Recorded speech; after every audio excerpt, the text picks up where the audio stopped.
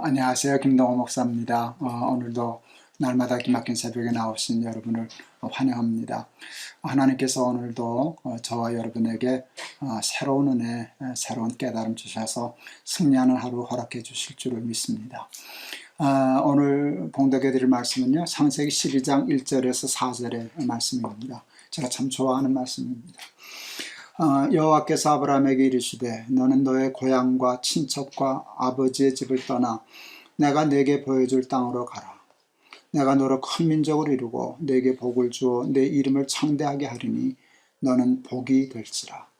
너를 축복하는 자에게는 내가 복을 내리고 너를 저주하는 자에게는 내가 저주하리니 땅의 모든 족속이 너로 말미암아 복을 얻을 것이라 하신지라. 이에 아브라함이 여호와의 말씀을 따라갔고 롯도 그와 함께 갔으며 아브라함이 하란을 떠날 때에 75세였더라. 아멘. 창세기 12장은 하나님이 아브라함을 축복하신 축복의 장입니다. 하나님은 축복하시는 하나님이십니다. 우리의 인간에게 복 주시는 것을 즐거워하시는 하나님이십니다. 왜 그러실까요? 왜 그러시겠습니까? 하나님이 우리 아버지니까 그러시죠. 부모는 자식이 잘 되는 거 바랍니다. 자식이 잘 되는 게 기쁨입니다. 하나님도 마찬가지입니다. 그래서 하나님은 우리에게 복 주시는 것을 좋아하고 좋아하시고 우리가 복을 누리며 사는 것을 보는 것을 그 무엇보다도 즐거워하십니다. 그런데 하나님이 아브라함을 축복하실 때 그 축복이 좀 특이합니다. 그냥 보통 축복한다 그렇게 하면 잘 살아라, 너 잘 먹고 잘 살아라, 이게 보통 축복인데 하나님의 축복은 그렇지 않습니다. 오늘 번역은 너는 세상의 복이라, 더 이제 강한 표현인데 전에 성경에는 그냥 쉽게 너는 세상의 복의 근원이 될지라, 복의 근원이라는 말을 쓰지 않았습니까? 그러니까 너 복 받고 잘 살아라가 아니라 너 때문에 나라가 복을 받을 거야, 민족이 복을 받을 거야, 다른 사람들이 너 때문에 복을 받게 될 거야. 이게 하나님의 축복이었습니다. 기독교는 성경을 쭉 이제 구약부터 이렇게 읽어보면요, 자기만 잘 먹고 잘 사는 것을 그걸 복이라고 생각지 않습니다. 그건 그냥 부자로 사는 거죠. 어리석은 부자처럼 내 영혼아 마음껏 먹고 마시고 즐기자. 남이야 굶든 말든 창고만 늘리고, 그게 그냥 부자지요. 어리석은 부자이지요. 그건 잘 사는 사람이 아닙니다. 정말 잘 사는 사람은 남을 잘 살게 하는 사람, 그가 잘 사는 사람이다. 이게 저는 기독교의 매우 중요한 사상이라고 생각하고 기독교의 핵심이라고 생각합니다. 물론 나도 잘 살아야 하지만 잘 사는 사람은 남을 잘 살게 해야 할 책임도 있어. 그걸 끊임없이 가르쳐주는 것이 성경입니다. 우리 텔레비전 프로그램 중에 기독교 방송에서 시작한 세바시라는 게 있잖아요. 세상을 바꾸는 시간. 15분 정도 짧은 강의라는 것인데 지금 이제 꽤 많이 자리를 잡았더군요. 이제 계속 오랫동안 이어지는데 세바시 거의 처음 시작했을 때 저도 15분 강의를 해봤습니다. 그때 제가 잡았던 그 제목이 요즘도 유튜브에도 돌아다니던데요. 잘 사는 것 대 잘 살게 하는 것. 그래서 오늘 이 얘기를 다루었습니다. 저는 목회에서 목회 일선에서 제법 일찍 손을 떼었습니다. 은퇴는 만 65살에 했지만 담임 목사에서 손을 떼고 실질적인 목회에서 손을 뗀 거는 제가 만 57살 되었을 때였습니다. 그리고 은퇴할 때까지 교회 지원을 받아서 교회 목회가 아닌 NGO 목회를 했습니다.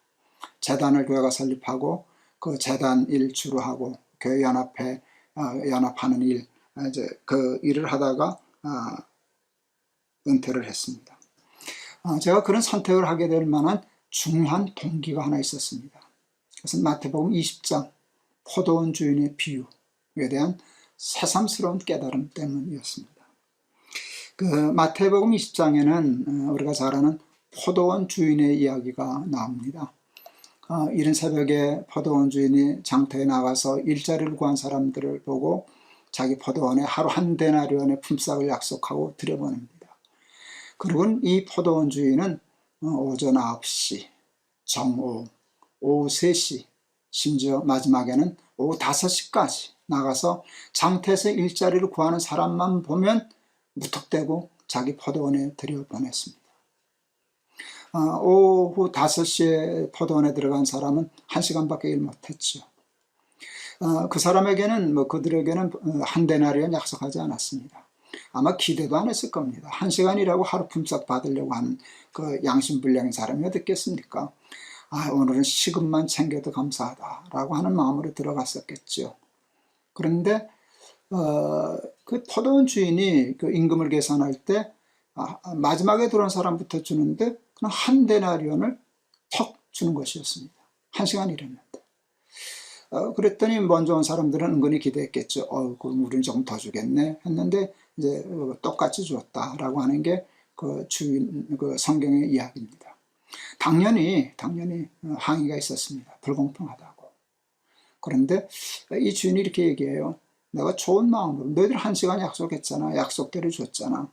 이 사람 불쌍해서 마음이 동해서 그냥 같이 줬어. 그게 착한 일이지 왜 불공평한 일이냐. 그리고 내 것을 가지고 내 뜻대로 닦아가 아니냐. 이런 이야기들이 오가는 건데 저는 그 말씀을 읽다가 이분은 우리하고 조금 사고방식이 다른 사람이구나 하는 생각을 하게 되었습니다. 그게 뭔가 하면 이 사람은 포도원을 위해서 일꾼을 고용한 사람이 아니라 일꾼을 고용하여 품삯 주고 싶어서 포도원을 경영한 사람 같아 보인다. 그때 그냥 큰 감동이 있었습니다. 내가 무릎을 탁 쳤습니다.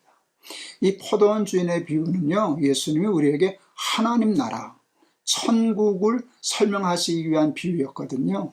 그래서 이 말씀은 이렇게 시작되죠. 천국은 마치 이와 같으니라. 마치 이와 같다는 얘기가 포도원 주인의 이야기였거든요. 그때 제가 무릎을 치면서 이렇게 얘기했어요. 맞네. 그러면 천국이네.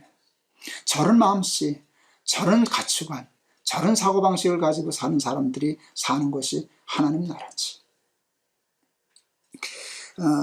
요즘도 계속되고 있습니다만은 제가 이제 그 말씀을 깨달을 때쯤에 사회적 기업이라는 그것이 이렇게 운동처럼 유행처럼 이렇게 퍼져나가기 시작했습니다. 사회적 기업이라고 하는 조그만 책자, 팜플렛 정도 되는 책을 읽었는데 거기에 제 인생을 참 큰 감동을 준 글이 하나 있었어요. 한 줄 글이. 일반 기업과 사회적 기업의 차이를 얘기하는 것인데요. 일반 기업은 빵을 팔려고 고용한다. 이거 당연한 일이죠. 왜 일꾼을 고용해요? 빵 팔아서 돈 벌려고. 잘못된 일일까요? 그렇지 않습니다. 그게 왜 잘못된 일입니까? 좋은 일이죠. 훌륭한 일이죠. 고용 창출을 했는데. 그런데 사회적 기업은 이렇게 됩니다. 빵을 팔려고 고용하는 것이 아니라 고용하려고 빵을 판다. 빵 팔아서 돈 버는 목적은 같은데 돈 버는 목적이 다릅니다. 일반 기업은 그 돈 내 거, 내가 투자하고 그랬으니까 내 거야. 내가 부자 되려고. 그런데 사회적 기업은 자기가 그 일은 하지만 고용하는 사람들에게 그 유익을 같이 나누어 주려고. 이게 기독교의 사상입니다. 그래서 제가 그 일을 하려고 NGO 재단을 만들고 그 일을 하기 시작했습니다. 동기 목사들이 또 친한 목사들이 네가 목사들은 밤낮 엉뚱한 짓 공장 세우고 기업을 만들어주고 또 카페 만들어서 일자리 만들고 그런 일만 하냐. 전도를 해야지. 씨를 뿌려야지. 복음의 씨를 뿌려야지. 친한 친구니까 제가 그랬어요. 야, 너 씨 뿌리기 전에 먼저 해야 할 일이 있어. 그게 뭔지 아냐? 그게 뭔데? 밭을 가는 거야. 너 밭도 안 갈고 씨 뿌리는 걸 뭐라 그러는지 아니? 뭐라 그러냐? 씨도 안 먹히는 소리라 그래. 웃었던 적이 있습니다. 저는 이런 일들을 통해서 포도원 주인과 같은 마음을 가지고 가난한 사람, 오후 5시 장터에 서 있는 사람 얼마나 답답했으면 그 시간 일자리를 구하고 있었겠습니까? 그러나 한 푼이라도 벌지 않으면 빈손으로는 들어갈 수 없는 절박함, 인생의 25세에 서 있는 사람 같은 사람 아니었겠습니까? 그에게 포도원 주인의 나타남은 복음이었습니다. 그런데 그 포도원 주인은 그 복음 전하고 뭐 예수 믿으라고 전도는 안 했는데 저는 그게 전도가 되었을 거라고 생각합니다.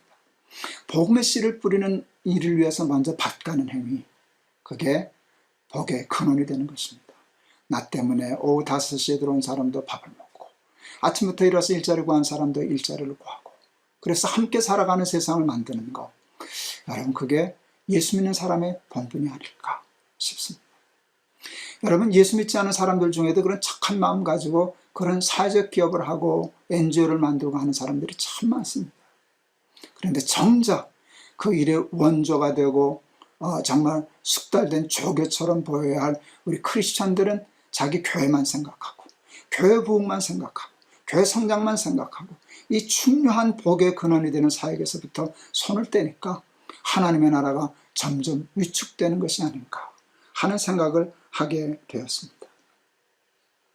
하나님은 오늘도 우리를 아브라함의 축복으로 부르십니다. 그리고 우리를 축복하십니다.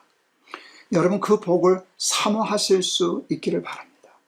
겨우 나 혼자 먹으려고, 나 혼자 부자 되려고, 남이 어찌되든지 간에 나만 잘 먹고 잘 살려고 하는 생각은 예수 믿지 않아도 얼마든지 하고 살 수 있는 생각 아니겠습니까?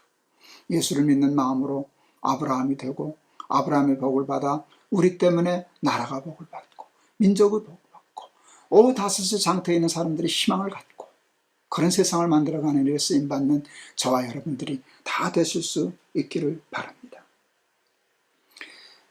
이런 삶 사는 일이 참 쉽지 않습니다. 그런 욕심 버리고 나만 잘 살겠다라고 하는 욕심을 버리고 복의 근원이 되는 삶 살기 위하여 아브라함에게 하나님이 명하신 것은 오늘 본토, 친척, 아비집을 떠나라 하는 것이었습니다. 전 지금도 아직 그 소심해서 그런지 다른 나라 가서 이민 가서 살 수 있겠다는 생각을 용기를 잘 못 가집니다. 그래도 아는 사람 있고 친구 있고 하는 이 땅이 더 좋지 않겠습니까? 물설고 낯설고 다른 사람들이 주인 노릇하는 땅에 가서 살려고 하면 얼마나 힘들겠습니까? 지금도 본토, 친척, 아비집을 떠난다는 건 특별한 용기가 없이는 할 수 없는 일이었습니다. 그런데 아브라함 때는 지금하고 상황이 다릅니다. 지금은 그래도 살 수 있습니다. 근데 그때는 고향 떠나면 생명이 위태합니다. 사는 건 고사하고 공격받기 쉽고 누가 받아주겠습니까? 그런데 하나님은 떠나라. 너 본토 의지하지 마라. 너희들 조상들 의지하지 마라. 아비집 의지하지 마라. 나만 의지하고 살아. 이게 하나님의 명령입니다. 근데 아브라함이 그 말씀에 순종합니다. 본토, 친척, 아비집을 떠나면 자기 욕심을 다 버린 것이었습니다. 그랬더니 여러분 복의 근원이 될 수 있었습니다. 나만 잘 사는 게 아니라 다른 사람이 복받고 사는 일에 관심을 가질 수 있는 하나님의 사람이 될 수 있었습니다. 저도 여러분도 그와 같은 믿음의 용기를 가지실 수 있기를 바랍니다. 하나님이 떠나라 하면 떠나고 하나님 외에는 다른 것 의지하지 말아라 하면 의지하지 않고 그렇게 살아서 욕심을 극복하고 나만 생각하는 이기적인 마음에서 벗어나 작은 사람 하나라도 조금이라도 도움이 되는 그래서 복의 근원이 되는 삶 살면서 천국을 누리며 사는 저와 여러분 다 될 수 있기를 주의 이름으로 축원합니다. 우리 오늘 찬송은 218장 제가 골랐습니다. 내 마음과 정성을 다하여서 라고 하는 찬송입니다. 218장 내 마음과 정성을 다하여서 주 너의 하나님을 사랑하라. 그 다음에 또 널 미워 해치는 원수라도 언제나 너그럽게 사랑하라. 이런 찬송들을 보면 하나님 사랑과 이웃사랑 1절에서 하나님 사랑 2절에서는 이웃사랑 사람 사랑하는 것들이 이렇게 대비되는데 그게 완벽한 하나님의 말씀인 것 같습니다. 그래서 오늘 그 찬송 함께 불러보려고 합니다. 218장 내 맘과 정성을 다하여서 주 너의 하나님을 사랑하라. 내 몸을 아끼고 사랑하듯 형제와 이웃을 사랑하라. 주께서 우리에게 명하시니 그 명령 따라서 살아가리. 널 미워 해치는 원수라도 언제나 너그럽게 사랑하라. 널 핍박하는 자 위에서도 신실한 마음으로 복을 빌라. 주께서 우리에게 명하시니 그 명령 따라서 살아가리. 나 항상 주님을 멀리하고 형제를 사랑하지 못하였다. 이러한 죄인을 사랑하사 주께서 몸버려 죽으셨다. 속죄의 큰 사랑 받은 이 몸 내 생명 다 바쳐 충성하리. 아멘. 기도하시겠습니다. 하나님이 아브라함을 축복하시는데 그 축복이 남다릅니다. 세상과 다릅니다. 너 복받고 잘 살아라. 그게 아니라 너는 복의 근원이 될지라. 너 때문에 나라가 복을 받고 민족이 복을 얻을 것이니라 라고 하는 우주적인 축복을 하십니다. 하나님, 저희도 아브라함 되게 하여 주옵소서. 세상에 복이 되는 사람 되게 하여 주시옵소서.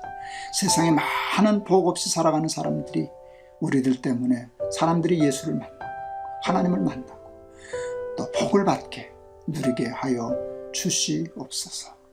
예수 그리스도 이름을 받들어 기도하옵나이다. 아멘. 감사합니다. 오늘 방송 마쳤습니다. 내일 아침에 또 뵙겠습니다. 하나님이 내일에도 또 새로운 은혜 예비해 주실 줄을 믿습니다. 감사합니다. 여러분 사랑합니다.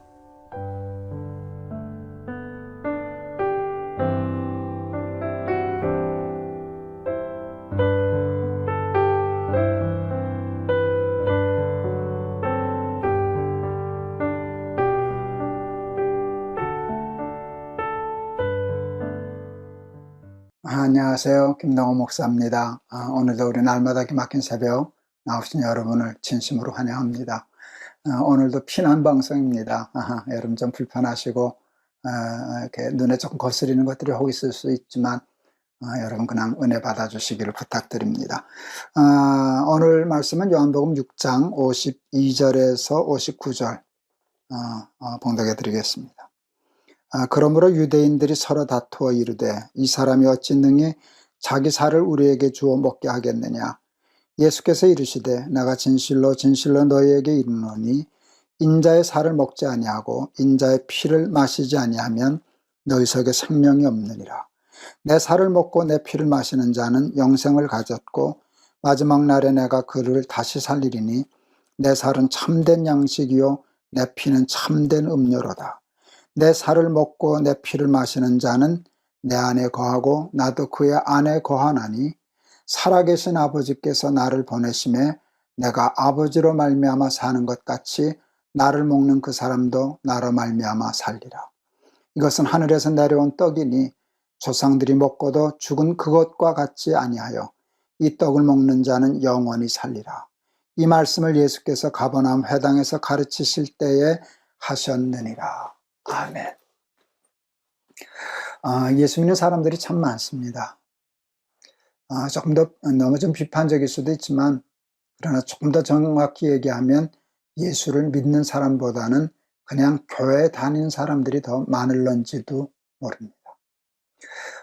예수를 잘 믿을 마음 없으면서도 교회 잘 다니기 어렵지 않습니다. 교회 안에는요, 예수 믿는 기쁨과 재미도 있지만 그에 못지않은 재미도 꽤 많기 때문입니다.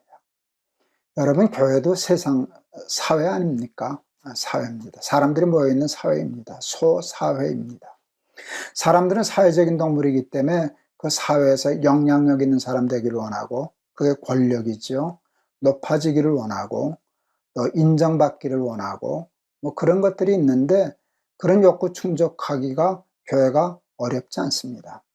거기에 맞들이기 시작하면 복음 없어도, 예수님 없어도 교회 열심히 다닐 수 있고 직분도 얻을 수 있고 그렇게 되는데, 그렇게 되면 자기도 쏟고 남도 쏟을런지 모르지만 나 예수 믿는 사람이야 그랬지만 예수님은 너는 교회 다니는 사람이야 그렇게 얘기하실런지 모릅니다. 여러분, 정말 예수 믿는 사람 되어야 됩니다. 우리가 예수님이 십자가에 달리시기 전에 유월절 만찬을 하시고 성찬식을 제정해 주시지 않으셨습니까? 떡을 주시면서 이건 내 몸이다, 받아 먹으라.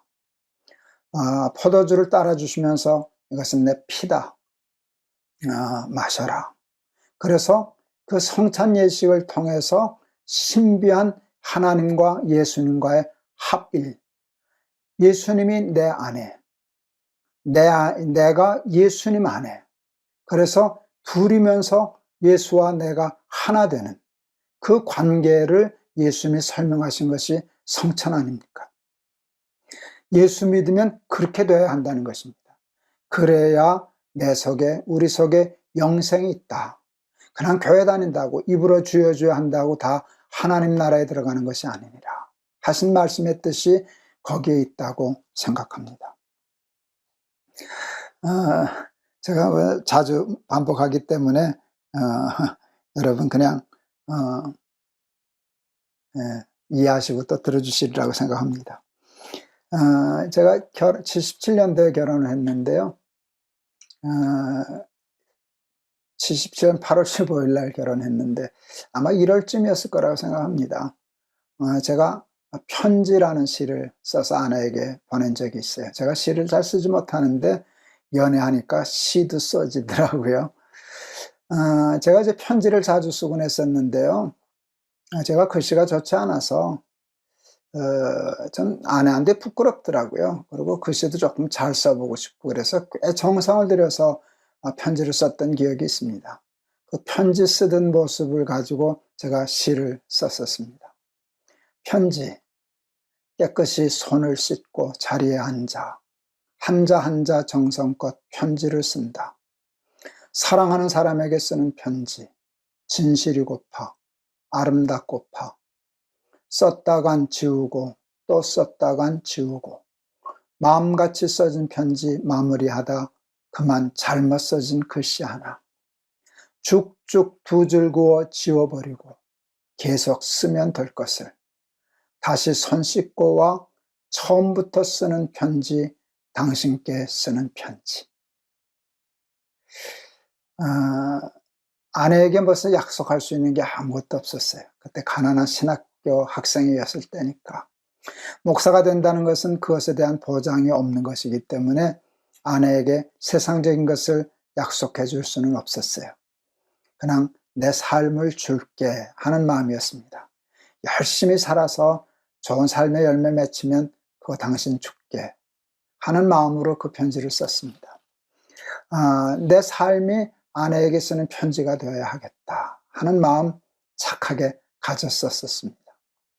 신대원 졸업반 때였기 때문에 그 생각하다가 내가 아내에게 쓰는 편지로서만 끝나지 말고 내 삶이 하나님께 그리스도께 쓰는 편지여야 되겠다는 생각을 그때 했었습니다. 입으로 주여 하는 자 말고 예수는 팔아먹는 사람 되지 말고 내 삶으로 그리스도께 쓰는 편지가 되어서 하나님이 내 삶을 읽어주시면, 그리고 기뻐하시면 얼마나 좋을까 하는 생각을 기특하게 했었습니다. 고린도후서 3장 1절에서 5절에 보면 바울이 고린도 교회 교인들에게 한 말씀이 있습니다. 너희는 그리스도의 편지다. 제가 얘기한 건 그리스도께 쓰는 편지였는데요, 바울이 고린도 교회 교인들에게 얘기한 건 그리스도의 편지였습니다. 그리스도께 쓰는 편지와 그리스도의 편지는 다 좋은 겁니다. 그런데 그리스도의 편지가 한 등급, 몇 등급 훨씬 더 위입니다. 그리스도께 쓰는 편지는 내가 그리스도께 쓰는 것입니다. 내용은 저입니다. 제 삶으로 편지를 쓰는 것입니다. 내 삶이 그리스도께 쓰는 편지가 되는 것입니다. 그리스도의 편지는 내가 쓰는 게 아닙니다.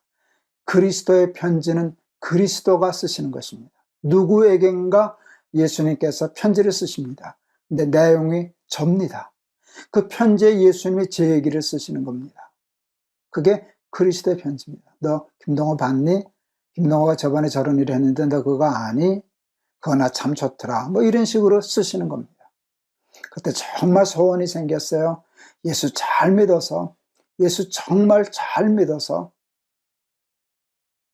내 삶이 그리스도께 쓰는 편지가 되고, 그러다가 어느 날 드디어 마침내 내가 그리스도의 편지가 되는 날이 오면 좋겠다. 여러분, 그게 성찬의 삶을 사는 것이 아니겠습니까? 내 살이 그리스도의 살이 되고 내 속에 흐르는 피가 그리스도 예수의 피가 되어서 생각하는 것, 의식적이든 무의식적이든 행동하는 것, 말하는 것, 사는 것이 그리스도를 꼭 닮은 사람이라는 것. 그리스도, 나를 보면 사람들이 하나님을 볼 수 있게 하는 그런 삶 사는 것이 예수 믿는 것 아니겠습니까? 교회를 다님으로부터 그 일이 시작되지만 교회를 다닌다고 무조건 그 일이 완성되지는 않습니다.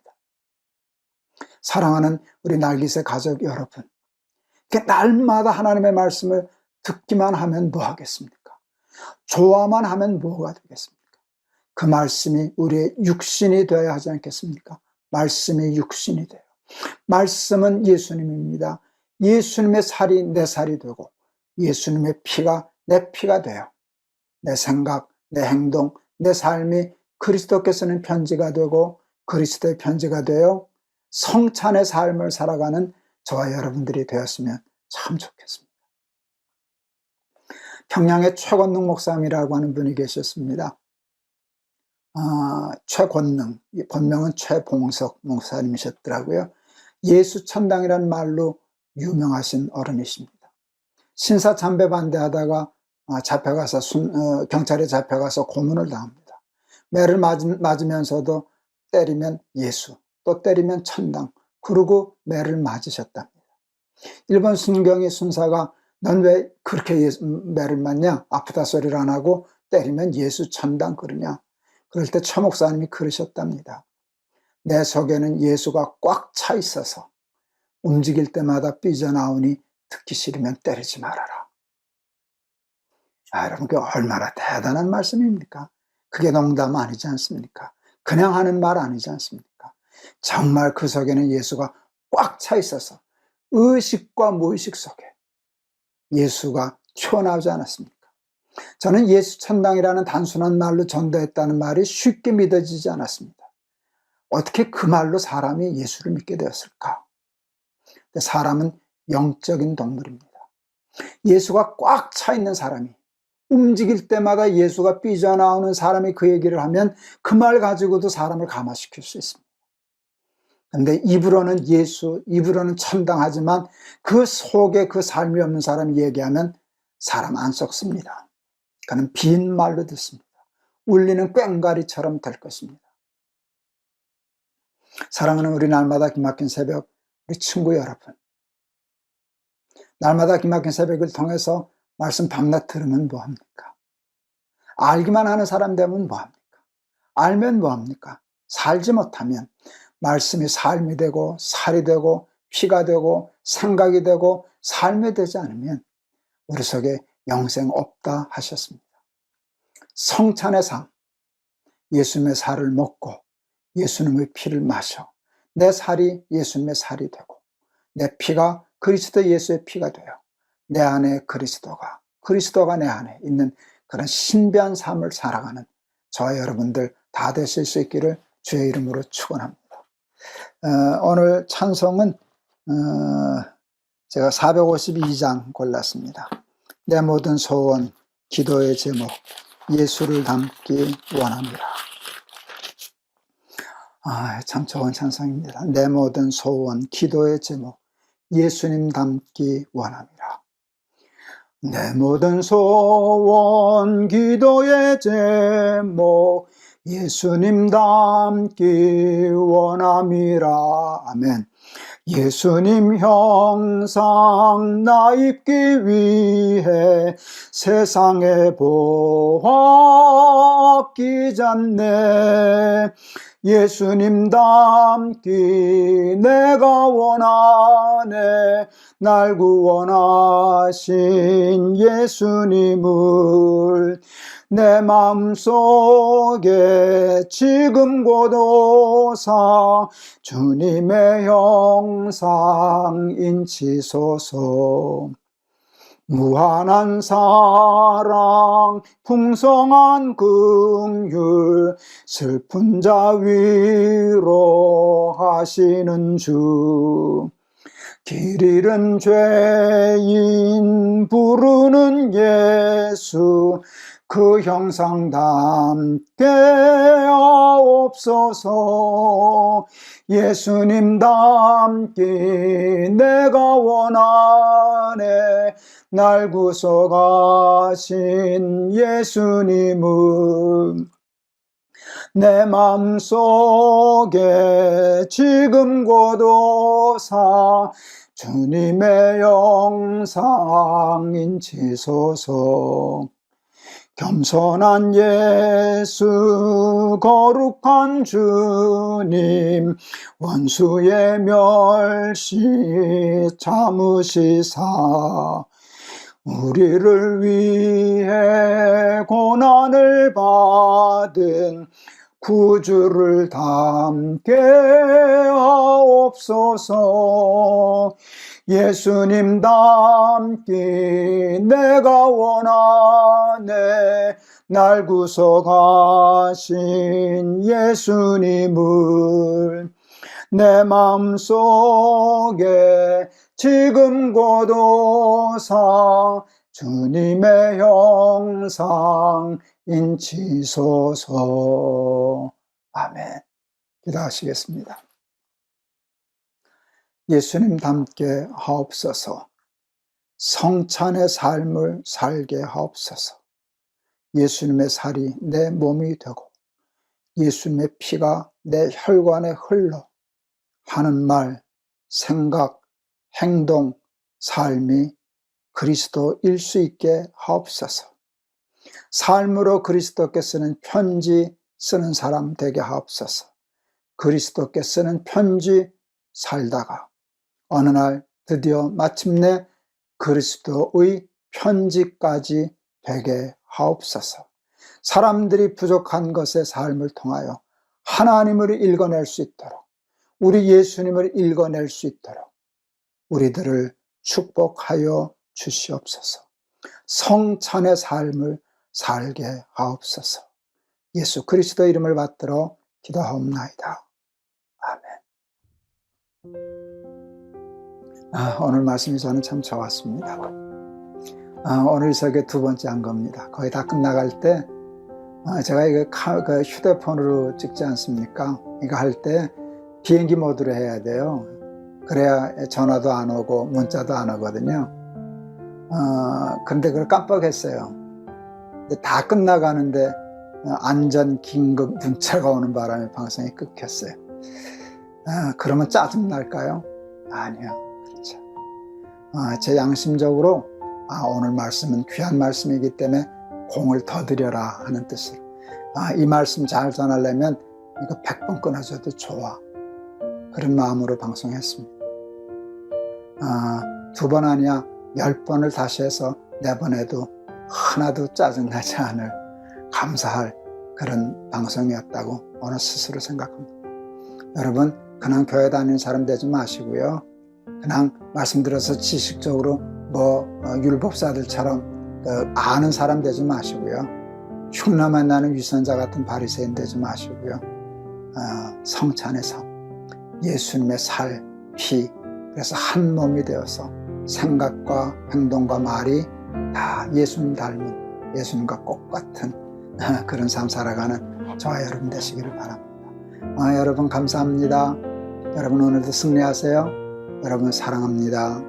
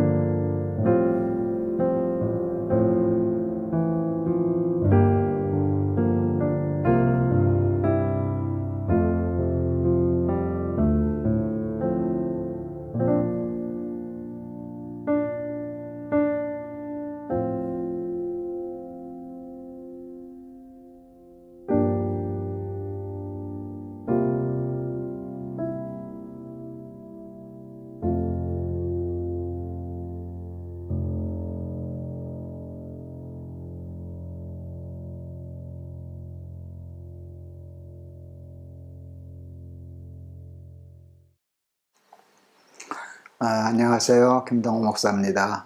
오늘도 우리 날마다 기막힌 새벽 허락해 주신 하나님께 감사드립니다. 오늘 주시는 말씀에 귀 기울이시고 하나님이 예배하신 귀한 깨달음, 은혜 주인들이 되실 수 있기를 바랍니다. 마태복음 27장 3절에서 10절 말씀입니다.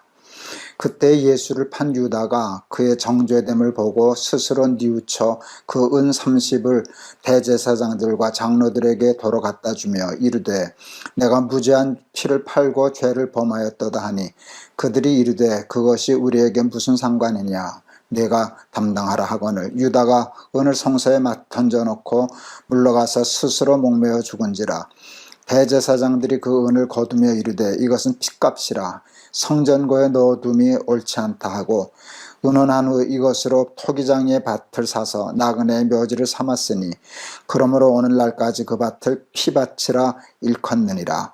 이에 선지자 예레미야를 통하여 하신 말씀이 이루어졌나니 일러스되 그들이 그 가격 매겨진 자 곧 이스라엘 자손 중에서 가격 매긴 자의 가격 곧 은 30을 가지고 토기장의 밭값으로 주었으니 이는 주께서 내게 명하신 바와 같으니라 하였더라.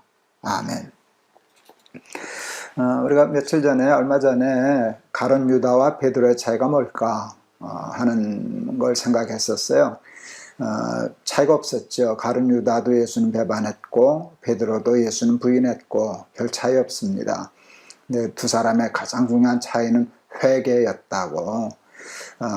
예수님이 회개할 기회를 줬지만 가룟 유다는 끝내 회개하지 않았고 베드로는 예수님이 미리 주신 그 기회, 예언과 같은 기회를 놓치지 않고 회개함으로 베드로가 되었다 하는 얘기를 했었습니다. 그리고 우리 회개하면 하나님은 우리의 죄를 용서해 주신다. 그 속죄의 은총에 대해서도 말씀드렸습니다. 그리고 제가 그때 지존파를 예를 들었었는데요. 그 지존파고 흉악한 죄인도 사형당하기 전에 회개하고 예수 믿음으로 말미암아 다 구원 얻었다 하는 얘기도 드렸고요. 또 그와 같은 간증이 사실은 예수님 십자가에 못 박히실 때도 있었지 않습니까? 십자가상의 한 강도가 회개하니까 오늘 내가 나와 함께 낙원에 있으리라. 그래서 흉악한 십자가에 달려 죽을 만한 죄인이었지만 회개하니까 하나님이 그 죄를 다 용서해 주셨다 라고 하는 말씀을 드렸습니다. 그런데 오늘 가룟 유다도 회개를 했습니다. 뉘우쳤어요. 자기가 죄를 졌다는 걸 깨달았어요.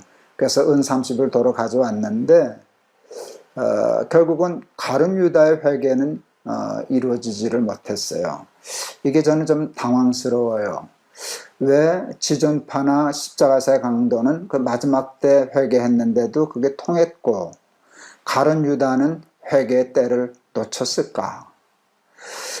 회개의 때가 있는가 하는 생각을 하게 되었어요. 조금 다른 얘기 같지만 그 구약에 보면 요나서가 있지 않습니까? 하나님이 요나를 니느웨로 보내시면서 가서 이 말을 전하라 그래요. 40일 후에 이 성이 망하리라. 이제 그 메시지예요. 그런데 그 메시지를 요나를 통해서 그 니느웨 성에게 주신 이유가 뭘까요?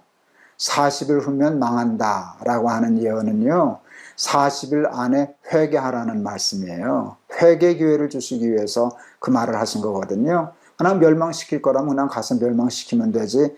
뭘 그 말 안 듣는 요나를 그렇게 고레뱃속에까지 집어넣어서 그 말을 전하게 하셨을까? 할 때 회개의 사인을 주신 거거든요. 그런데 참 감사하게도 니느웨 사람들이 그 말을 제대로 알아듣고 회개하고 베옷을 입고 제에 앉아서 철저히 회개함으로 니느웨 성이 구원을 얻었잖아요. 근데 제가 오늘 주목하는 건 40일 후에 망하리라. 40일이라는 기한을 정해 주시더라고요. 그러니까 회개에도 때가 있구나 하는 걸 알게 되었어요. 여러분 이제 고무줄을 이렇게 늙으면 늘렸다가 이렇게 저거 하면 다시 제자리로 오지 않습니까? 그걸 장력이라고 그러더라고요. 이렇게 늘어나는 그 장력이라고 그러는데 그 장력의 그 한계를 넘어서면 끊어지죠. 근데 어디까지는 다시 돌아오고 어느 선을 넘으면 끊어지는지 그건 제가 잘 몰라요. 그런데 회개도 그런 장력이 있는 것 같아요. 때가 있는 것 같아요. 그 때는 몰라요. 하나님이 어떤 기준으로 그러시는지는 모르지만 회개해서 용서받을 수 있는 한계가 있고 선을 넘는 때가 있는데 무서운 거예요. 만에 하나라도 회개의 선을 넘어서 회개했는데도 통하지 않는다면 우리는 멸망할 수밖에 없는 거거든요. 회개에도 종말신앙이 필요해요, 여러분. 그러니까 오늘이 마지막이다 생각하고 회개의 기회만 주어지면 미루지 말고 그때 회개하고 하나님 앞에 돌아와서 죄사함 받고 구원 얻는 길에서 유다처럼 멀어지지 않는 그런 삶의 지혜를 오늘 배우실 수 있으면 좋겠습니다. 가룟 유다가 그냥 성전에도 돈 던져놓고 가서 목매어 죽었어요. 그 대제사장과 장로들이 이건 핏값이다. 그러니까 성전에 두면 마땅치 않다. 그래가지고 그 돈으로 토기장의 밭을 사서 나그네의 묘지를 삼았어요. 나그네의 묘지 근사하지 않아요, 여러분? 돈도 없고 나그네가 되어서 가족도 없어서 죽은 사람은 누가 묘지를 쓸 수 없으니까 그 돈으로 묘지를 사서 그 돈도 없고 가족도 없이 쓸쓸히 죽어가는 사람들의 묘지를 삼았다. 근사한 일이죠. 참 훌륭한 일입니다. 그런데 아무리 훌륭하면 뭐합니까? 예수 팔아서 한다는 일인데요. 저는 예수님 판돈으로 나그네의 묘지를 삼았다라고 할 때 제가 너무 비판적으로만 보는지 모르겠어요. 좀 조심스럽기는 해요. 그런데 조심하려고 그러니까 교회 목회도 그렇게 하기 쉽지 않을까. 교회 목회는 훌륭한 것이죠. 귀한 사역이죠. 그런데 그걸 예수님 팔아서 그 근사한 일을 하는 경우가 교회도 많더라고요.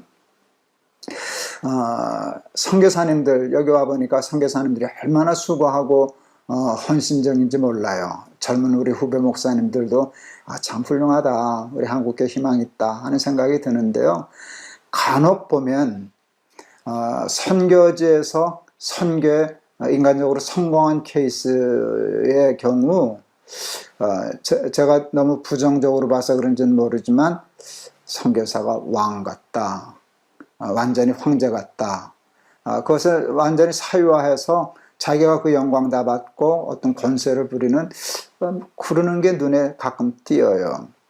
하는 일은 훌륭해요. 선교고 뭐 학교도 세우고 뭐 고아원도 세우고 이렇게 훌륭한 일을 하는데 거기서 예수님이 살아나는 게 아니라 그 개인 선교사가 살아나고 목사가 살아나고 또 그 사역자가 살아난다면 그 예수님의 핏값, 예수님은 죽이고 자기가 산 것이니까 그게 바로 토기장이의 나그네 묘지 같은 것이 아닐까. 교회도 그럴 수 있고요. 선교도 그럴 수 있고요. 특별히 우리 기독교인들이 가장 많이 하는 게 이제 사회봉사와 사회복지, 또 NGO 활동이거든요. 저도 관심이 있어서 이제 은퇴 앞두고는 그 일을 열심히 했었는데요. 그게 다 예수님을 표방하고 기독교의 정신을 앞세우고 하는데 잘못하다 보면 그게 성공하고 커지면 거기에 예수님은 없더라고요. 예수님은 죽으셨어요. 십자가 달려서. 그리고 그 개인이 대제사장이 장로가 주인 노릇하고 그 영광 받고 그렇게 되면 그것도 예수님 판돈으로 나그네 묘지를 삼은 것과 같지 않을까. 그러니까 조심해야 된다는 뜻이에요. 누가 그랬냐 이게 아니라 누구든지 이렇게 귀한 일을 할 때 하나님의 정신으로 일을 하려고 할 때 그 일이 중요한 게 아니라 그보다 더 중요한 것은 그것을 통해서 예수님이 사느냐 예수님이 영광을 받느냐 그것을 집행하는 목사나 장로나 사역자 선교사가 영광을 받느냐 이게 굉장히 중요한 거라는 거예요. 잘못하면 우리는 그 시험에 빠지기가 참 쉬워요.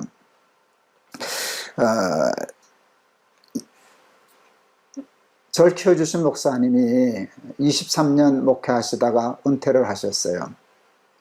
후임으로 오신 목사님이 제가 보기엔 멀쩡한 예배당을 허물고 새 예배당을 새로 건축하셨어요.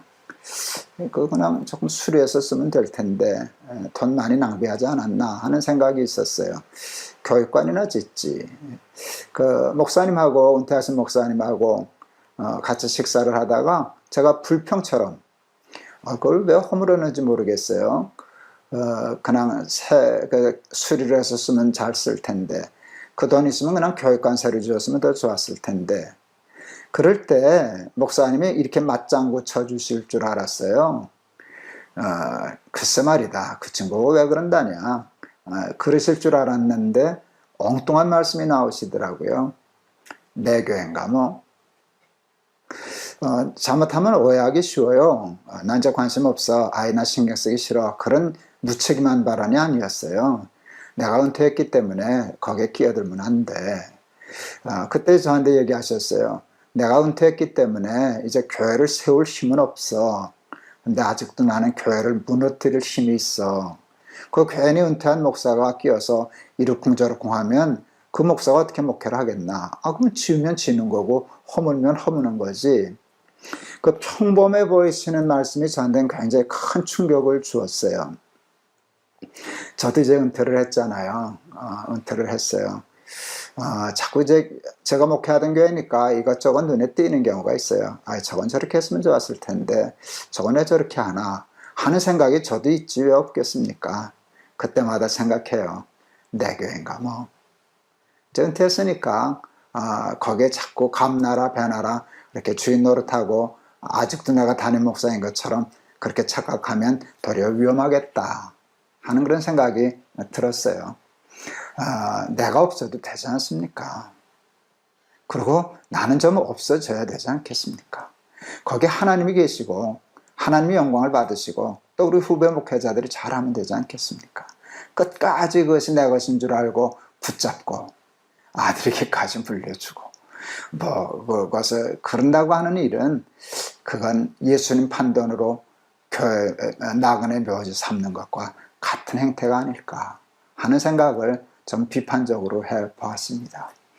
우리는요 선악과 따먹은 죄가 있어서요 자꾸 하나님 자리를 꿰차려고 하는 원죄적인 본능이 있어요. 여러분 이것을 정신 바짝 차리고 경계하지 않으면 뭐 누구 할 것 없어요.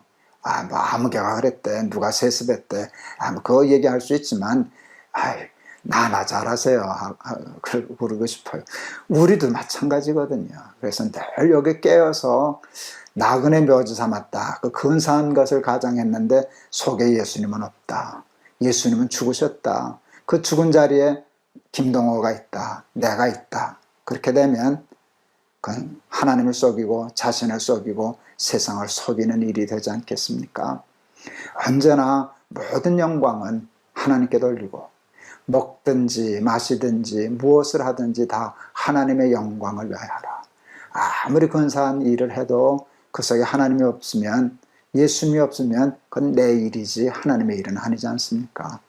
늘 하나님 살리시고 하나님 영광 받으시고 하나님 높임 받으시는 일에 쓰임받는 우리 사랑하는 날마다 기막힌 새벽 우리 친구들, 우리 식구들, 우리 가족들 다 되실 수 있기를 주의 이름으로 축원합니다. 솔리 글로리아 데오 오직 하나님께만 영광을 먹든지 마시든지 무엇을 하든지 다 하나님의 영광을 위하여 하라. 오늘 주시는 하나님의 말씀으로 마음에 새기시고 하나님의 자리 탐하지 않고 자기도 모르는 사이에 하나님의 영광 가로채는 그런 우를 범하지 않도록 조심하는 한 날 되시기를 바랍니다. 331장 찬송 골랐어요. 영광을 받으신 만유의 주여 우리가 명령을 따르리라 하는 찬송입니다. 영광을 받으신 만유의 주여 우리가 명령을 따르리라. 베푸신 은혜를 감사히 알고 진실한 마음으로 섬기겠네. 구주의 은혜 주시는 대로 영원히 받들어 섬기겠네. 찬송하겠네 찬송하겠네 생명을 주시는 구주로다.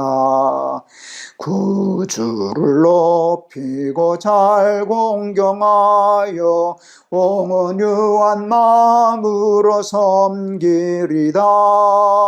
주 예수 안에서 즐거워하며 충성을 다하여 섬기겠네. 구주의 은혜 주시는 대로 영원히 받들어 섬기겠네. 찬송하겠네 찬송하겠네 생명을 주시는 구주로다. 예수를 믿고서 늘 사랑하여 참 기쁜 마음으로 섬기리다. 온 마음을 드리고 늘 순종하며 구주를 영원히 섬기겠네. 구주의 은혜 주시는 대로 영원히 받들어 섬기겠네. 찬송하겠네 찬송하겠네. 생명을 주시는 구주로다. 아멘. 기도하시겠습니다. 하나님은 회개하면 용서해 주십니다. 십자가의 강도도 용서해 주셨고 지존파도 그 끔찍한 흉악한 죄인도 사형당하기 전에 회개함으로 구원 얻은 것을 믿습니다. 그러나 회개도 때가 있어서 회개에 때를 놓쳐 실기하면 가룟 유다 될까 두렵습니다. 하나님, 회개를 미루지 말고 오래 참으시는 하나님을 이용하지 말고 그때그때 회개의 영을 불어넣어 주셔서 가룟 유다와 같은 큰 실수 범하지 아니하도록 우리를 지켜 주시옵소서. 대제사장들과 장로들 가룟 유다가 돌려준 은 30으로 나그네의 묘지를 삼았습니다. 나그네의 묘지는 근사한데 그 속에 예수님은 없었습니다. 예수님은 죽었습니다. 예수님의 핏값으로 근사한 일을 한 사람들입니다. 교회도 그렇게 목회하기 쉽겠습니다. 선교도 쏘으면 그렇게 되기 쉽겠습니다.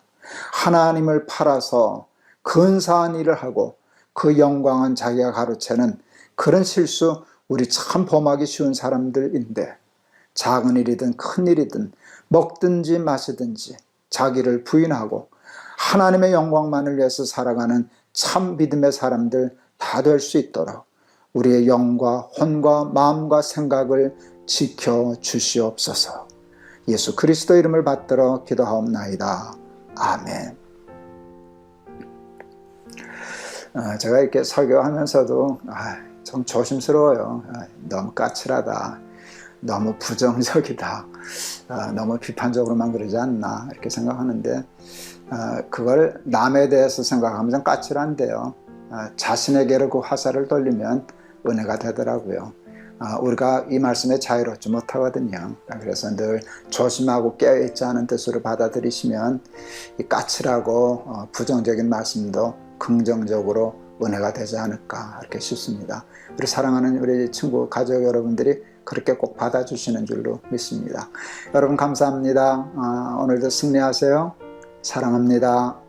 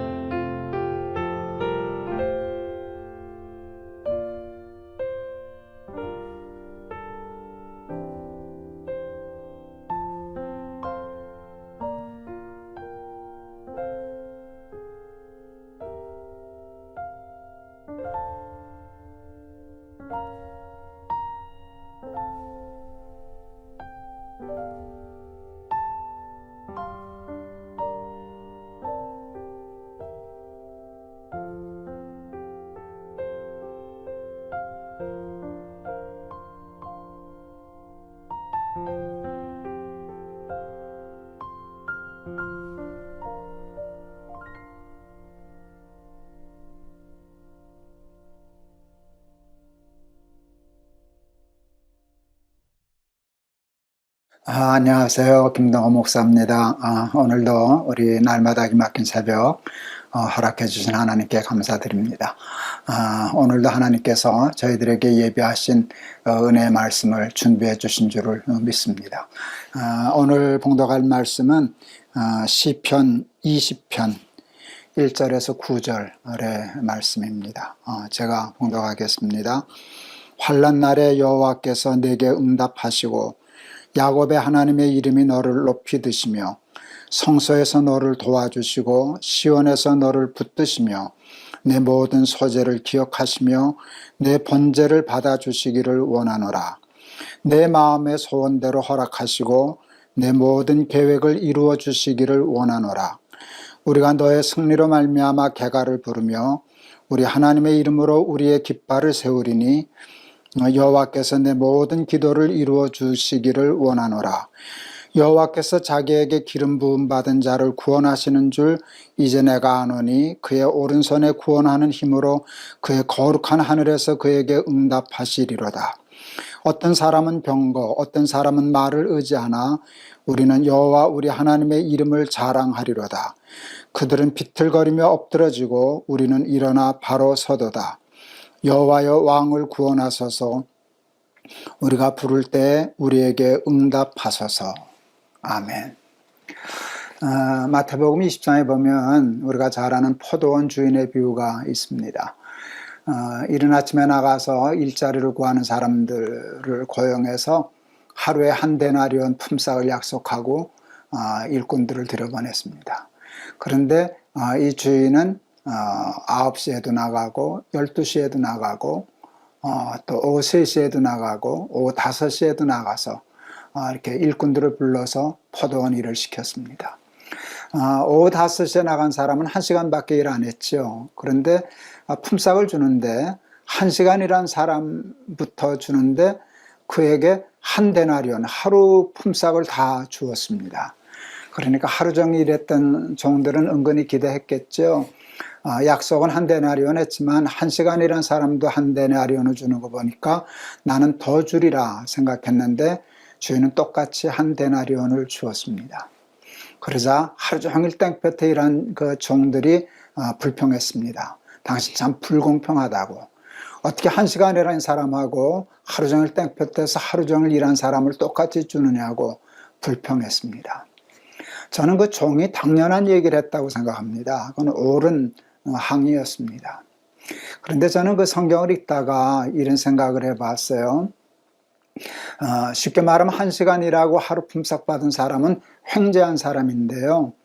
그 횡재한 사람이 만일 자기 아들이었다면 그 사람이 뭐라 그랬을까?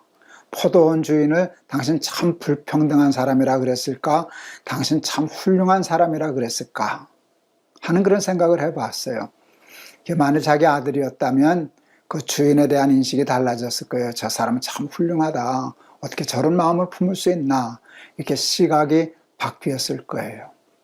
그때 저는 이 생각을 했어요. 그 이웃이 밭을 사면 배가 아프다 하는 말이 있는데 하나님 나라는 어떤 나라일까라고 얘기할 때 그게 꼭 자기 아들이 아니어도 자기가 전혀 모르는 다른 사람이라고 하여도 그렇게 횡재하는 것을 보고 마치 자기 아들이 그렇게 도움을 받은 것처럼 같이 기뻐할 수 있다면 그런 사람들이 살면 그게 하나님 나라가 아닐까 하는 생각을 하면서 제가 하나님께 그날 이런 기도 제목을 드렸던 기억이 있습니다. 하나님, 저도 이웃이 밭을 사면 배가 아픕니다. 이웃이 나보다 횡재하면 속이 편치 못합니다. 그런데 하나님, 이웃이 밭을 사도 배 안 아픈 사람 되게 해주세요. 이웃이 밭을 사도 기쁜 사람 되게 해주세요. 그렇게 한번 기도했던 기억이 생생합니다. 이웃이 밭을 사면 배가 아프고 남이 나보다 잘 되면 그 꼴을 못 보는 게 우리 타락한 인간의 본성입니다. 그런데 오늘 다윗의 시편을 보니까 다윗이 참 훌륭한 사람이라는 걸 알 수 있어요. 이게 기도인데요. 하나님께 대한 기도인데 자기를 위한 기도가 아니더라고요.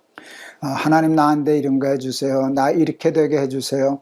하나님 그 기도도 좋아하시는데 오늘 이 기도는 나에 대한 기도가 아니라 너에 대한 기도예요. 오늘 우리 읽은 말씀 다시 한번 보죠. 환난 날에 여호와께서 내게 응답하시고가 아니라요, 내게 응답하시고. 야곱의 하나님의 이름이 나를 높이시고가 아니라 너를 높이시고, 너를 축복하는, 자기 아닌 다른 사람을 축복하는 기도가 되어 있어요. 그리고 5절에는 그 아주 극치를 이루는데요. 5절, 우리가 너의 승리로 말미암아 개가를 부르며. 내 승리로 개가를 부르는 건 좋은데 남의 승리로 인해서 내가 개가를 부른다. 야, 다윗은 참 훌륭한 믿음의 사람이었구나 하는 걸 또다시 느끼게 됩니다. 그런 사람 되면 참 좋겠어요. 이웃이 밭을 사도 배가 하나도 안 아프고, 이웃이 밭을 사면 개가를 부르고, 내가 잘된 것보다 더 기뻐하고, 그런 심성, 그런 품성, 그런 인격 가지고 살 수 있다면 하나님의 나라가 이 땅에 임하지 않을까 하는 생각을 해보았습니다. 제가 설교하면서 가정 얘기, 아이들 얘기를 많이 해서 좀 불편하신 분도 계실는지 모르겠습니다. 근데 그저 제가 겪으면서 산 이야기니까 그게 제일 가까워서 그냥 얘기하곤 합니다. 큰아이가 97년도인가 98년도에 이제 어학연수를 좀 갔었는데요. 영국으로 갔었는데요. 굉장히 열심히 했습니다, 아이가. 그때 어려운 때 갔다고 한 1년에 한 10kg 빠지면서 그냥 공부만 열심히 해서 어학연수 제대로 본전 뽑았다 할 만큼 열심히 했었습니다.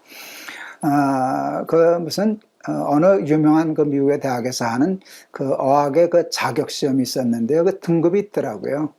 근데 최상위 등급, 참 어렵겠다 생각했는데 열심히 해서 그것을 합격했어요. 그때 우리 둘째 아이가 그때 군대 있을 때인가, 그건 정확지 않은데요. 제 아내가 둘째한테 전화를 하면서 형이 어려운 과정에 합격했대 하는 소식을 전해주었습니다. 근데 전화기를 통해서 둘째 목소리가 저한테까지 들렸습니다. 소리를 지르더라고요, 둘째 아이가. 야, 우리 형 최고다. 소름이 끼칠 만큼 기뻤어요. 형 잘 됐다는 말이 있으면 형 잘 됐네, 그 정도 얘기할 수 있고, 보통 얘기하면 좀 씁쓸할 수도 있잖아요. 자기는 그렇게 못됐으니까. 근데 둘째가 소리를 지르면서 야, 우리 형 최고다. 그게 우리 아이가 어떤 시험에 합격한 것보다 저는 더 기쁘고 감사했었습니다. 둘째가 아마 유치원 다닐 때 정도였는가, 이렇게 그림을 그렸는데요. 아이 때도, 어렸을 때도 그림을 곧잘 그렸어요. 헬리콥터를 그렸더라고요. 둘째가 헬리콥터를 그린 걸 보고 그 그림을 들고 큰아이가 저 엄마한테 쫓아왔어요. 엄마, 지열이 그림 좀 봐. 꼭 진짜 같아. 그때 둘째 놈이 소리를 지르더라고요. 나는 이 다음에 미술가가 될 거야. 형이 자기를 칭찬해 주는 것, 인정해 주는 게 그렇게 좋았던 것 같습니다. 형제가 연합하여 서로 동거함이 어찌 그리 선하고 아름다운고, 시편 133편인가의 말씀이지 않습니까? 하나님의 마음이 이해가 되더라고요. 형제가 서로 사랑하고 서로 잘 되는 걸 축하하고 기뻐하고 자랑하고 하는 것이 얼마나 부모의 큰 기쁨이 되겠습니까? 저는 하나님이 이 다윗의 기도를 들으면서 얼마나 기쁘셨을까. 자기를 위해서 기도해도 하나님이 기뻐 들어주실 터인데, 자기를 위해서 그렇게 열심히 기도하는 게 아니라 어떤 다른 사람을 위하여, 자기 아는 사람을 위하여 환난 때 좀 도와주십시오. 어려운 때 도와주십시오. 하나님, 저가 잘 될 때 내가 개가를 부릅니다 하는 그런 기도를 들었을 때 하나님 얼마나 기쁘셨을까 하는 생각을 하고, 마태복음 20장 읽을 때 했던 기도가 다시 생각났습니다. 하나님, 이웃이 밭을 사도 배 안 아픈 사람 되게 해주세요. 더 그것을 기뻐할 줄 아는 큰 사람 되게 해주세요. 제가 어떻게 하면 그런 사람이 될 수 있을까? 왜 우리 둘째 놈이 어렸을 때도 형 잘 된 일을 그렇게 자기 잘 된 일처럼 기뻐했을까를 좀 분석해 봤어요. 자기 나름대로 사랑받는 일에 부족함이 없었기 때문이 아닐까 생각을 했습니다. 대개 저는 교육을 공부했는데요. 이렇게 삼형제가 있으면 둘째가 잘못하면 소외당합니다. 큰애 한 대도 치우고 막내 한 대도 치우고. 그래서 둘째가 좀 성격적으로 상처받고 잘못되는 경우가 많다는 걸 배워서요. 둘째한테 그런 마음의 상처를 주지 않으려고 굉장히 노력하고 애썼던 면은 있습니다. 별거 아니지만 이제 거의 연년생이니까 큰아이 입던 옷 둘째한테 물려줄 수 있잖아요. 근데 그러다 보면 큰아이는 언제나 새 옷 입고 둘째는 물려받은 옷을 입다 보면 둘째 아이가 상처받거든요. 우리가 경제적으로 꼭 넉넉해서가 아니라 똑같이 옷 사줬습니다. 형 물려주는 거 자기가 입으면 입고 안 입으면 물려주려고 하지 않았습니다. 신발을 사도 똑같이 사주고 옷을 사줘도 똑같이 사주고 그런 마음들을 둘째가 아마 느꼈을 겁니다. 그래서 자기는 둘째라고 해서 차별받지 않는다. 셋째한테 치우치지 않는다. 우리 부모님이 공평하다라는 것 때문에 충분히 사랑의 만족을 느꼈기 때문에 형 잘된 것에 대해서 그렇게 힘들어하거나 그러지 않고 같이 기뻐하고 즐거워하지 않았을까. 너무 저 혼자 착각하고 생각한 건지 모르겠습니다. 저는 다윗도 마찬가지였을 거라고 생각해요. 여호와는 나의 목자시니 내게 부족함이 없으리로다. 이게 다윗의 고백이거든요. 하나님 때문에 부족함이 없는 나의 잔이 넘치나이다 하는 삶을 살았기 때문에 남 잘 되는 거 베풀 일이 없었어요. 남 잘 되면 그게 기뻤을 것이 아닐까 그런 생각을 해보았습니다. 하나님은 우리를 사랑하시잖아요. 그 사랑을 받을 줄 알아야 되고 느낄 줄 알아야 되고 누릴 줄 알아야 돼요. 하나님의 사랑을 충분히 느끼면 사람에 대한 경쟁심, 사람을 짓밟아야 되겠다는 그런 이기심 없어지지 않을까요? 그리고 이웃이 밭을 사도 기뻐하고 배 안 아파하고 하는 훌륭한, 그리고 상대방의 다른 사람의 어려움을 위해서 대신 정말 피마르는 기도, 중보기도 해줄 수 있는 훌륭한 믿음의 사람들이 될 줄을 믿습니다. 오늘 말씀 참 좋아요. 환난 날에 여호와께서 내게 응답하시고 야곱의 하나님의 이름이 너를 높이 드시며 성소에서 너를 도와주시고 시온에서 너를 붙드시며, 이렇게 나 아닌 다른 사람을 위해서 나를 위해서 기도하는 것 이상 간절히 기도할 수 있는 믿음의 장부들이 다 되시는 우리 날마다 기막힌 새벽, 우리 사랑하는 친구들, 우리 식구들 다 되었으면 좋겠습니다. 우리 299장 찬송을 골랐습니다. 하나님 사랑은 온전한 참사랑 내 마음에 부어주시사 충만케 하소서. 하나님의 사랑이 충만함으로 다른 이웃들도 충만히 사랑할 수 있는 덕과 여유를 갖기를 바라는 마음으로 이 찬송 한번 하겠습니다. 하나님 사랑은 온전한 참사랑 내 맘에 부어주시사 충만케 하소서. 내 주님 참사랑 햇빛과 같으니 그 사랑 내게 비추사 뜨겁게 하소서. 그 사랑 앞에는 풍파도 그치며 어두운 밤도 환하니 그 힘이 크도다. 하나님 사랑은 온전한 참사랑 내 맘과 영에 채우사 새 힘을 주소서.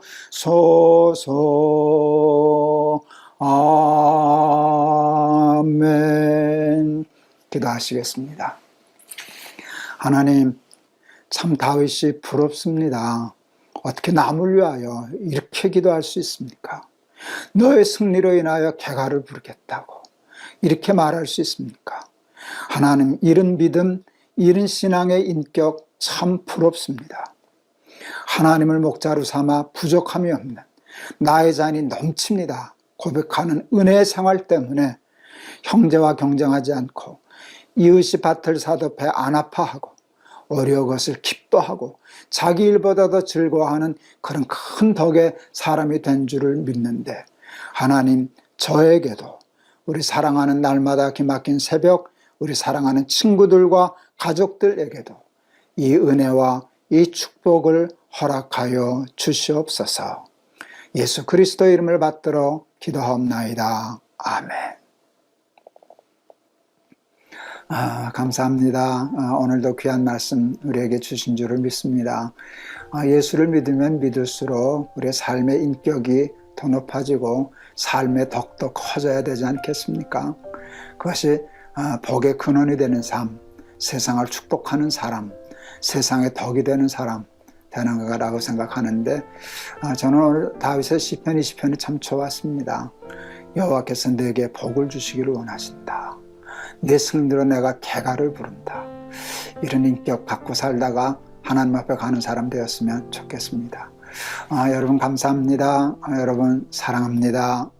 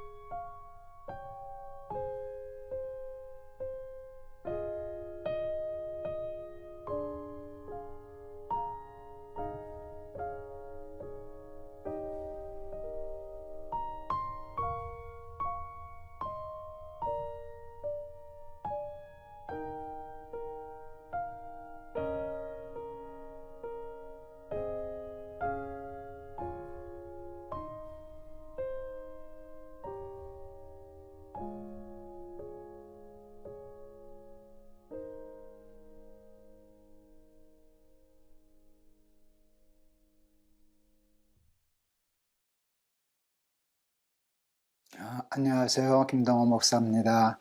오늘도 하나님이 저희들을 날마다 기막힌 새벽으로 불러주셨습니다. 오늘도 하나님이 귀한 말씀으로 저희들을 베풀게 해주실 줄을 믿습니다. 오늘 봉독할 말씀은 마태복음 5장 1절에서 12절의 말씀입니다. 제가 봉독하겠습니다. 예수께서 무리를 보시고 산에 올라가 앉으시니 제자들이 나온지라 입을 열어 가르쳐 이르시되 심령이 가난한 자는 복이 있나니 천국이 그들의 것이며 애통하는 자는 복이 있나니 그들이 위로를 받을 것이며 온유한 자는 복이 있나니 그들이 땅을 기업으로 받을 것이며 의에 주리고 목마른 자는 복이 있나니 그들이 배부를 것이며 긍휼히 여기는 자는 복이 있나니 그들이 긍휼히 여김을 받을 것이며 마음이 청결한 자는 복이 있나니 그들이 하나님을 볼 것이며 화평하게 하는 자는 복이 있나니 그들이 하나님의 아들이라 일컬음을 받을 것이며 의를 위하여 박해를 받은 자는 복이 있나니 천국이 그들의 것임이라. 나로 말미암아 너희를 욕하고 박해하고 거짓으로 너희를 거슬러 모든 악한 말을 할 때에는 너희에게 복이 있나니 기뻐하고 즐거워하라. 하늘에서 너희의 상이 큼이라. 너희 전에 있던 선지자들도 이같이 박해하였느니라. 아멘. 우리 날마다 기막힌 새벽을 하면서 창세기와 출애굽기 할 때도 참 저는 좋았습니다. 근데 요즘 우리가 마태복음 복음서를 다시 시작했는데 저는 너무 좋습니다.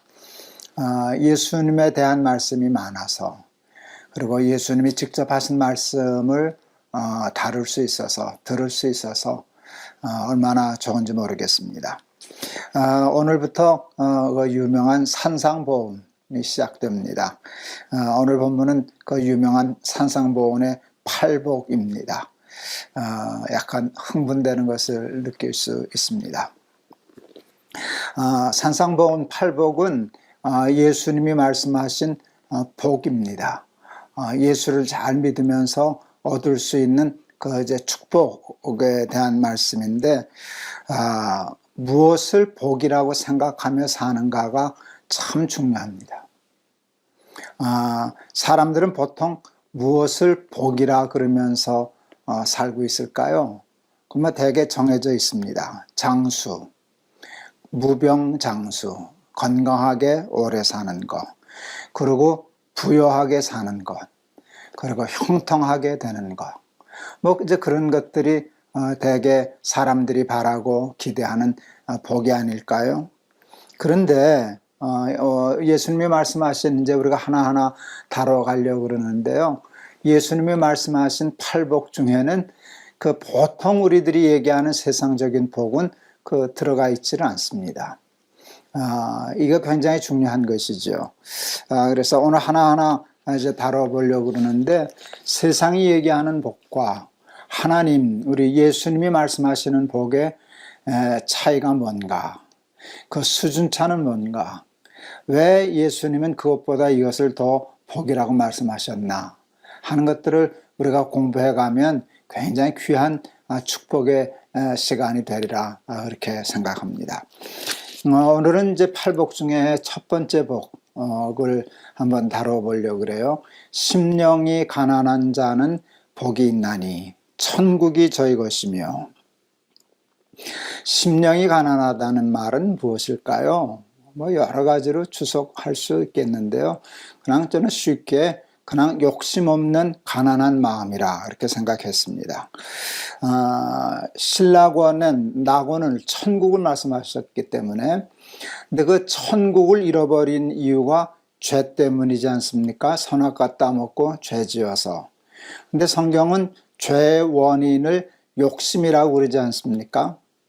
근데 심령이 가난하다라고 하는 것을 욕심 없는 마음으로 풀면 이게 논리적으로 악귀가 맞습니다. 욕심을 다스릴 수 있다면, 욕심에 대하여 좀 가난한 마음을 가질 수 있다면, 욕심 때문에 잃어버린 하나님의 나라 천국을 다시 회복할 수 있지 않을까. 그래서 심령이 가난한 자는, 욕심이 없는 사람은 복이 있나니 천국을 얻을 것이다. 그렇게 해석하면 상당히 와 닿는 면이 있습니다. 제가 저는 반복하는 거 여러분 잘 아시니까 그냥 허물없이 들으시리라 생각합니다. 그냥 그때 필요하다고 생각하면 그냥 개의치 않고 한 얘기 또 하고 한 얘기 또 하고 그러렵니다. 제가 처음으로 담임 목회를 한 데가 그 사직공원 쪽에 있는 그 승동교회라는 교회였습니다. 제가 30대 중반 채 되기 전에 34살에 담임 목사가 됐었는데요. 가자마자 패기 있게 배가운동, 교인 배가운동부터 시작했습니다. 제가 부임했을 때 150명 정도 출석하는 교회였는데 6월 초에 부임했었는데요.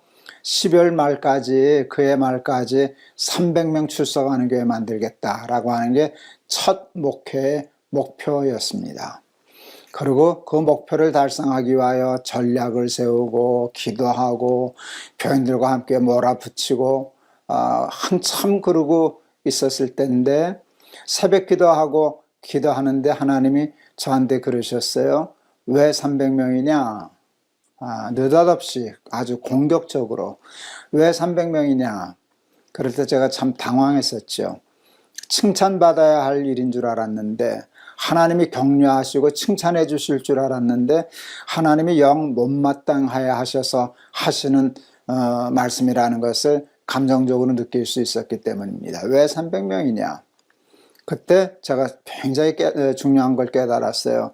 하나님이 나한테 교회 부흥시키라는 말씀을 하신 적이 없구나.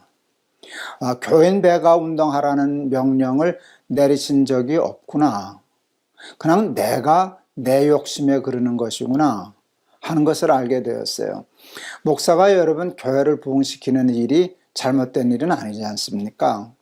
그런데 그게 야망인지 개인적인 것을 드러내고 자랑하기 위한 야망인지 하나님의 명령에 의해서 준행하는 소명인지 이를 분명히 하지 않으면 문제가 생기는데 그때 제가 매우 중요한 걸 깨달았어요. 정말 매우 중요한 걸 깨달았죠.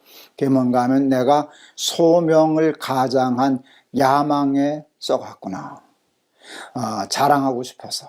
김 목사가 하더니 교회가 많이 부흥했대. 김 목사 대단해.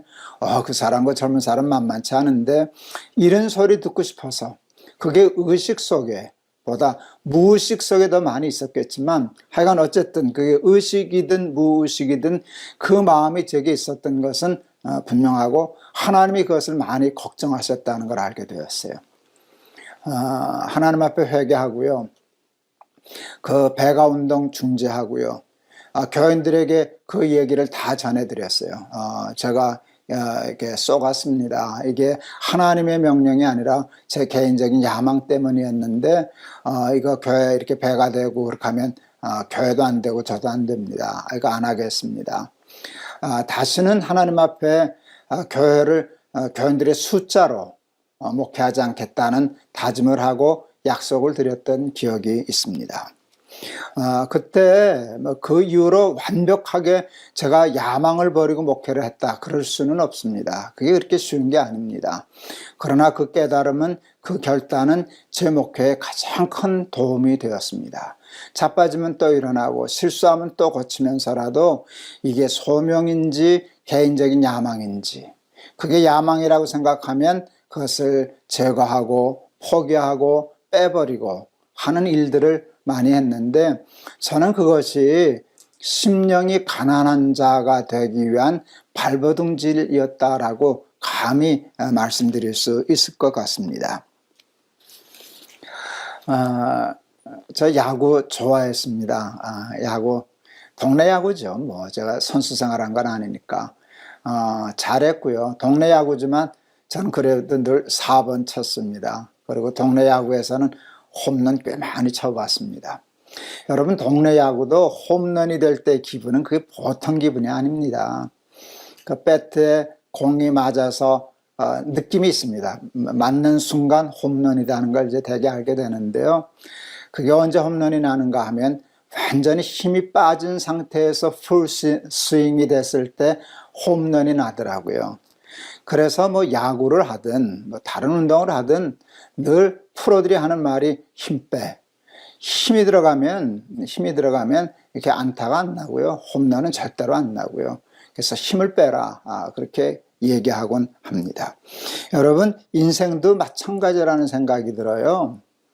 힘을 빼야 해요. 너무 욕심이 강하면, 야망이 강하면 그게 인생의 어깨에 힘이 들어가서요. 인생의 홈런을 칠 수가 없어요. 야망, 야심. 그렇게 되면 어리석어져요. 욕심에 눈이 멀고 어리석어져서 볼 것을 못 보고 판단력이 흐려지고 그리고 실수하고 그래서 하나님 나라를 얻을 수 없게 돼요. 어떻게 힘을 뺄 수 있나? 이게 다 말은 쉬운데 쉽지는 않아요. 어떻게 욕심을 버릴 수 있나? 욕심은 가치관이 바뀌기 전에는 버릴 수 없어요. 우리 막내 아이 얘기를 자주 하곤 하는데요. 막내 아이가 2돌, 3돌 지나면서 처음 말을 배우기 시작하면서 했던 말이 첫 번째는 엄마, 두 번째는 아빠, 아마 세 번째쯤으로 빨리 배웠던 말이 100원이었습니다. 100원.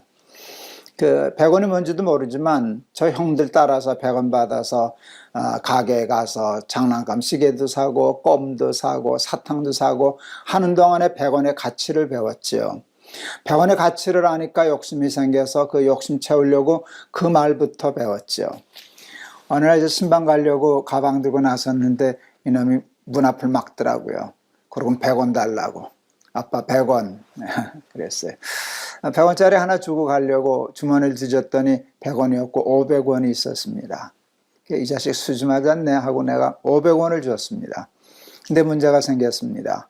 이게 눈썰미가 있더라고요. 이 꼬맹이가.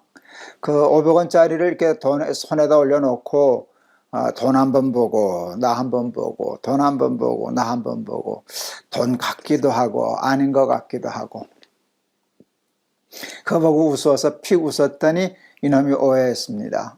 아빠가 돈 아닌 거 주고 장난친다 라고 생각했는지 그 500원짜리를 던져버렸습니다. 그러고는 손 내밀면서 100원 그랬습니다. 그때 우리 큰아이가 들어왔는데 뭐 굴러가나 보니까 500원짜리 방바닥에 굴러가 있고 100원짜리 달라고 떼쓰는 걸 보니까 그게 무슨 내용인지 알고 펄쩍펄쩍 뛰더라고요. 야 정렬아 그거 500원이다 100원짜리 5개다. 아무리 얘기하니 이 친구가 알아들어요. 그냥 100원 그러대요. 꼬맹이가 그러니까 예쁘대요. 그게 이제 애가 둘이나 된 이제 거의 40 다 되어오는 친구가 되었는데 아직도 몰라도 예쁠까요? 뭐 내 새끼인데 믿기야 하겠어요만은 저거 어느 학교 보내야 되나 고민은 아마 많이 해야 될 겁니다. 지금은 뭐 500원도 우습게 여길 나이가 됐지만 여러분 500원의 가치를 알게 되면 100원에 대한 욕심을 버릴 수 있게 돼요. 예수님이 니고데모에게 사람이 물과 성령으로 거듭나지 아니하면 하나님 나라에 들어갈 수 없다. 하나님 나라를 볼 수 없다 라고 말씀하셨어요. 그 말을 긍정적인 어법으로 바꾸면 물과 성령으로 거듭나면 하나님 나라를 볼 수 있고 들어갈 수 있다는 말씀입니다. 여러분 하나님 나라를 본다는 건 대단한 거예요. 하나님 나라를 보게 되면 하나님 나라에 대한 욕심이 생겨요. 하나님 나라에 대한 욕심이 생기면 세상 나라에 대한 욕심은 자동적으로 없어져요. 그 비교가 안 되거든요. 그러니까 500원의 가치를 아는 아이가 100원을 포기할 수 있듯이 그게 어려운 일이 아니듯이 성령으로 거듭나서 우리의 가치관, 인생관, 철학, 신앙이 하나님 나라를 볼 수 있는 수준이 된다면 그때 비로소 우리는 심령이 가난한 사람이 될 수 있고 그 욕심을 버린 가난한 마음 때문에 이 땅에 살면서도 천국을 살 수 있게 되는 것입니다. 성령 받기는 쉬울까요?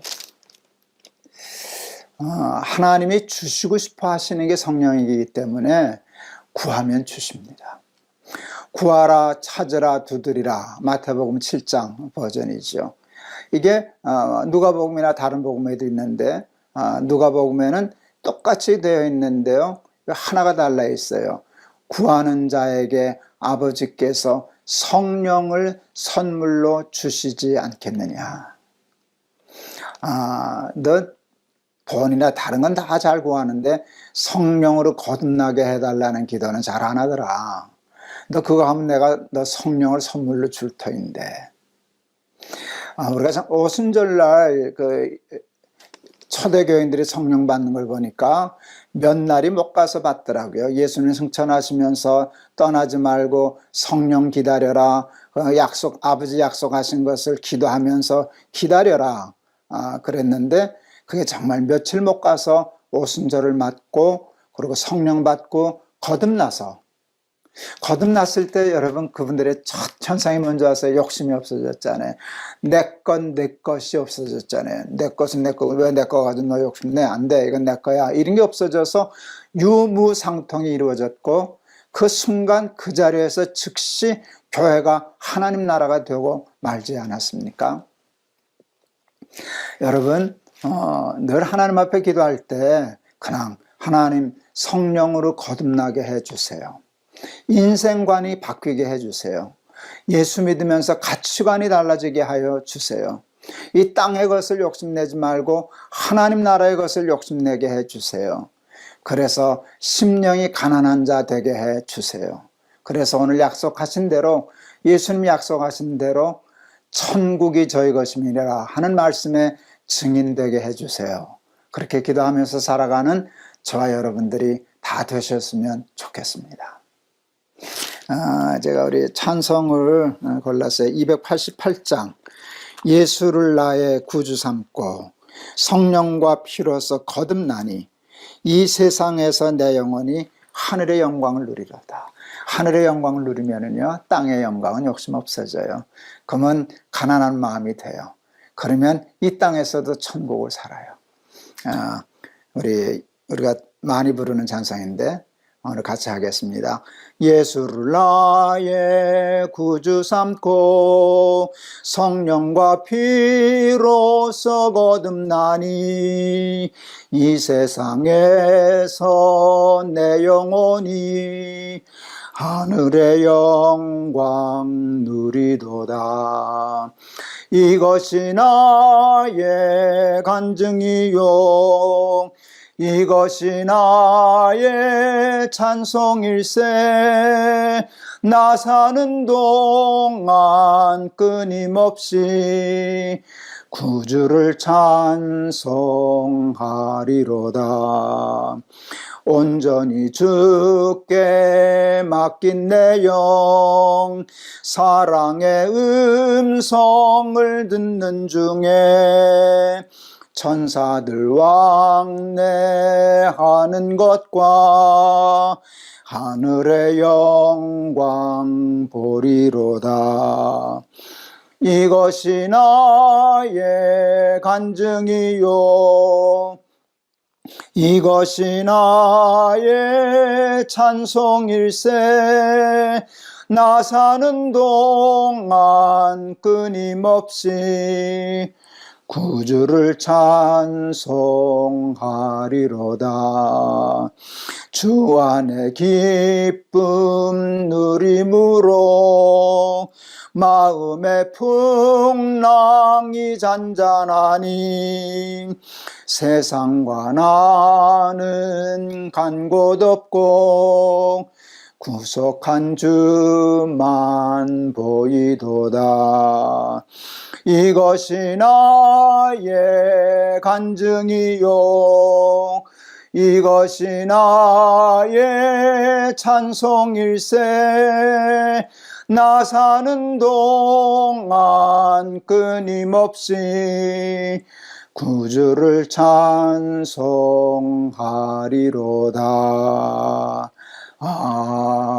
아멘. 기도하시겠습니다. 욕심이 잉태하여 죄를 낳고 죄가 장상하여 사망을 낳느니라. 선악과 따먹은 원죄, 죄가 들어오므로 그 욕심 때문에 하나님 나라를 잃어버리고 신라권의 삶을 살아갑니다. 심령이 가난한 자는 복이 있나니 천국이 저희 것임이라. 가난한 마음, 욕심 없는 마음 가지면 이 땅에서도 얼마든지 천국을 누리며 살 터인데 그 욕심 버리는 게 어렵습니다. 가치관이 잘못되어서입니다. 하나님, 성령으로 거듭나야만 하나님 나라를 볼 수 있다는 말씀을 받았습니다. 하나님, 저희들에게 성령의 충만함을 허락하여 주시옵소서. 성령으로 거듭나게 하여 주시옵소서. 인생관과 가치관이 바뀌게 하여 주시옵소서. 하나님이 말씀하신 예수님의 복을 욕심내게 하여 주시옵소서. 그리하여 세상에 대하여 가난한 마음가짐으로 이 땅에서도 천국 사는 귀한 백성들 다 되게 하옵소서. 예수 그리스도 이름을 받들어 감사하며 기도하옵나이다. 아멘. 오늘 참 감사합니다. 하나님 귀한 말씀 또다시 생각하고 다룰 수 있게 해주셔서 얼마나 감사한지 모르겠습니다. 세상에 대한 욕심 버리고 우리 이제 팔복중에 또 다루겠지만 하나님께 대한 욕심은 키우고 그래서 이 땅에 살면서도 천국 사는 저와 여러분 되시기를 바랍니다. 여러분 감사합니다. 여러분 오늘도 승리하세요. 여러분 사랑합니다.